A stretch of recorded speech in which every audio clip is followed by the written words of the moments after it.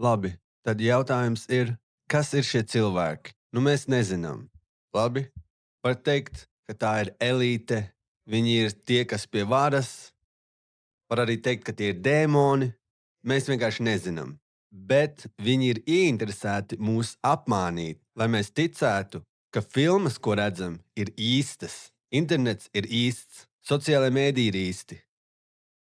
Ok, tad jautājums ir, labi, ja tas ir verdzība, kas tad ir brīvība?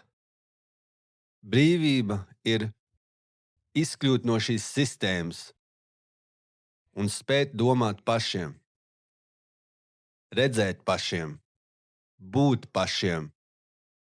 Platons turpina un saka, šis viens cilvēks, kāda iemesla dēļ, viņa ķēdes pārtrūkst, un viņš izkļūst no alas uz ārpasauli, uz tuksnesi, un viņš ieraug sauli. Un saule, protams, ir Dievs. Un sākumā viņu apžilbina gaisma. Ok, tu izkļūsti pasaulē. Un sākumā tevi apžilbina gaisma. Un tu to ienīsti, bet tu cīnies. Un tad tu iemācies redzēt ar acīm. Un tad tu saproti, ka šī pasaule ir skaista. Tā ir bezgalīga. Tā ir daudzveidīga. Tā ir dzīva. Šī pasaule, ko tu domāji par īstu, tā ir tikai līķis. Tā ir mirusi zombiju pasaule.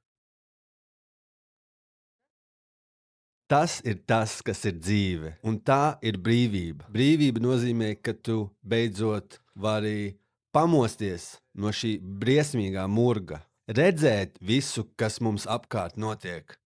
Filmas, mākslīgo intelektu, skolu, kā cietumu, kā elli.